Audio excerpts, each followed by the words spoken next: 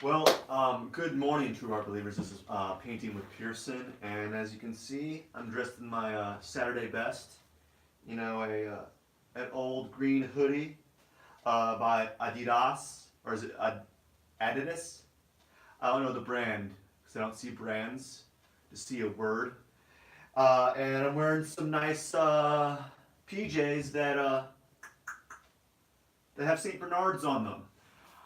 Anyways, so cherries have been very difficult to work with as of lately. So as you can see, if you notice that there's this trend where each week I come in and you see very little done, it's because it takes a lot of time to do what amounts to what appears to be very little.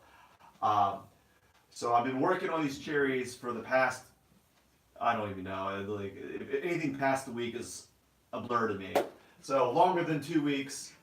And what I've been doing here is I've been trying to do a mixture between semi-realistic cherries and kind of expressionist. Like from afar they look realistic. From close up, there's more brushiness than you can actually see. Right? There's more uh, sensitivity to the application of paint and less blending than you think there is. Um, and so I finished one set of cherries, and then I got to another one right here, and I was a little bit. I probably could have worked on this a little bit longer, but I just like I want to work on a cherry that's going to be in the corner of the piece. It really doesn't matter. My main focus is doing these pretty good. What I'm finding problematic right now in my phase of painting, or this stage of painting, is with each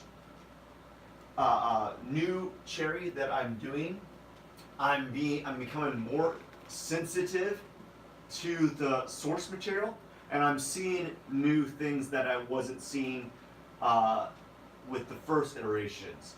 So what I'm finding here is when I'm looking at the picture that I'm painting from as source, I'm finding more purples and blues and neutral grays than before. And what that has to do is because I'm actually focusing on that object. I'm really being hypersensitive to the source material.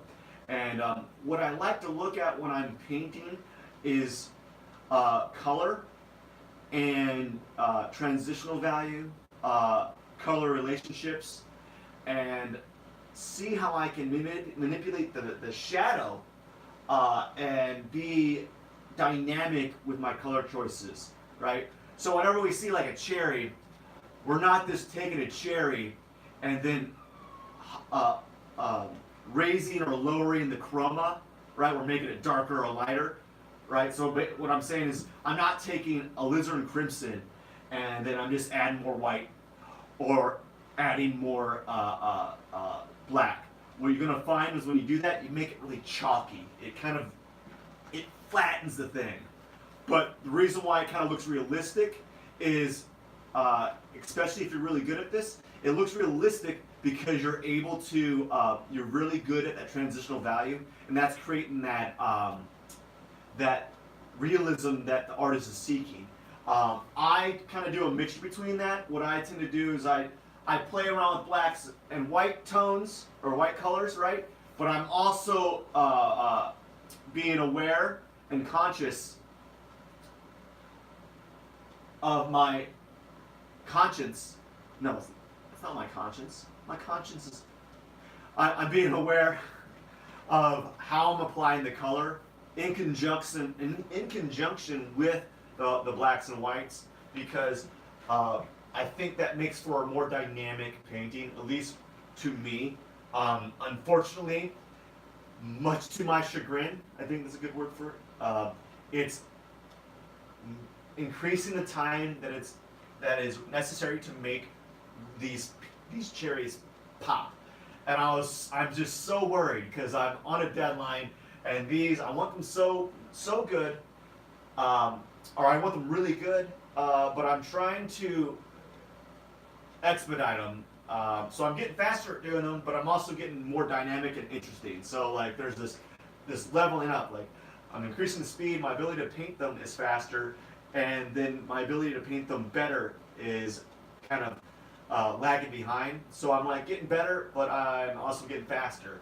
But because I'm getting more clever with my paint manipulation, the time to paint these is taking longer than expected.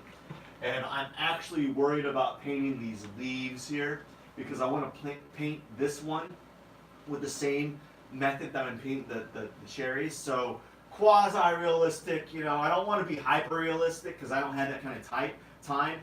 And I'm pushing my boundaries with what I'm comfortable with. I'm not the type of person who likes to do realistic work, right? I can. To a level, I think I'm probably in like, I don't know, let's just say I'm the 80th percentile of like the ability to paint realistic, but I'm, I'm probably even lower than that. But I'm probably being generous. I'm probably being a little bit too generous. I'm probably in the midpoint, like, because I'm kind of good at everything. Not great, not bad. I'm not trying to brag or anything. I'm just saying, like, I'm just kind of middle of the road, right? I've dabbled in everything, and I got adept at doing things that I'm okay and confident and competent enough to do it to a level of success that looks good. I'm not a master, okay? So I'm not a master at this type of painting, and I probably will never be. Because a master means I'm probably the best of the best, and I don't want to claim to be a master. At best, I'm probably a master draftsman. I'm good at the figure, but even then, I could say that I still have a lot to learn at that because I don't do the figure enough, and I forget some of those principles that entail drawing from the figure. I'll get really good, and I'll just like become bad again because I'm like, oh, I'm good, and I stop doing it. That is that. My intention is to work on this little guy right here, and then move to the left, work on this guy, and then I'm going to move to this guy right here, and this guy, and then this is going to be like the focal point, as you can kind of see. Actually, these are not connected. Whoa! Totally forgot about that. As you can see, these are not connected. They're completely separate panels, and there's something I've been thinking about doing, and it's a way of me start doing big pieces that don't take up large areas of my studio. I need to be able to do big pieces, but I can't have 8-foot panels just clogging up my studio. So this is my way of start creating bigger pieces and being able to add on to my composition when I feel like it. So this I want to be like the not necessarily focal point, but the dominant cherry combo. So I'm getting my reps in. Oftentimes when I'm painting or actually when I'm teaching, I have students, I like repetition, and I liken it to working out, right?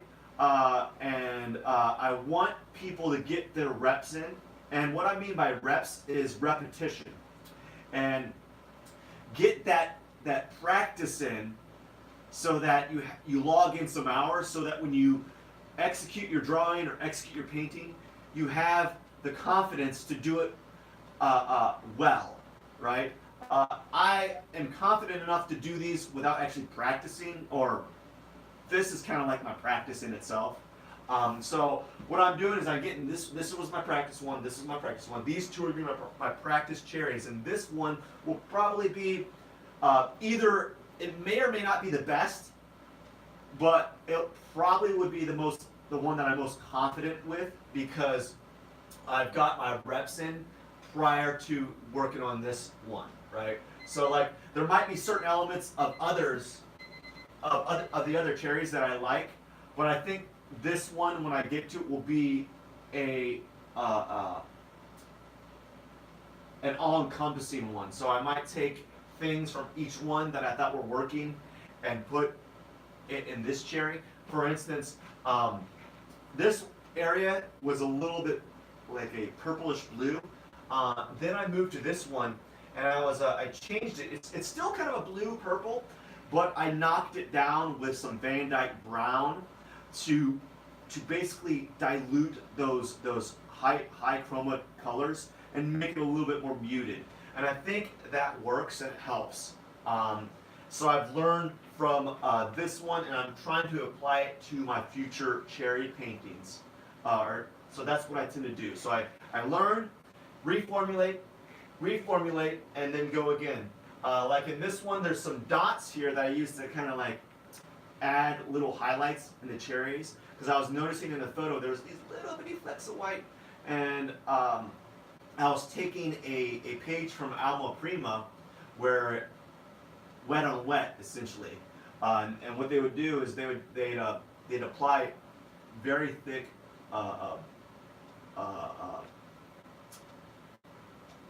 amounts of white to add that highlight, and that's what I'm doing here. And I kind of like it. It still feels a little dotty, like polka dotty to me, but I'm going to try to do it to this one a little bit and see what happens. And if I like it, I'm going to transfer over here, and then when I get to this one, I think I'll have a better grasp of how to paint these cherries. They'll hopefully, these two will hopefully be the better of the group, because I got those hours logged in doing these cherries. And so that's why I'm kind of doing the cherries representationally, realistically, to get that practice. Again, I'm not really comfortable doing transitional value in painting. I'm okay with doing it in pencil, but I find that doing value in transitional value in painting is kind of boring to me, where you're taking a brush and you're just feathering it. Just taking a dry brush and feather back and forth. Oh yeah, that's nice. Just feather. Just light pats. Pat, pat, pat, pat, pat. It's kind of boring, but I think it's a necessary evil in this instance, and I ignore the fact that it's boring and embrace the fact that the outcome is what I'm seeking or looking for with these pieces. So the heater is going on, which means I better cut it and cut it out, right? I better end this live stream session, because I need to get a little bit of painting in before I do my daily stuff that I do for the day. And unfortunately, I won't be able to get my 90 minutes in. Hopefully, after work, I will I'll be able to come back and maybe do another, like a 60-minute session or a 45-minute session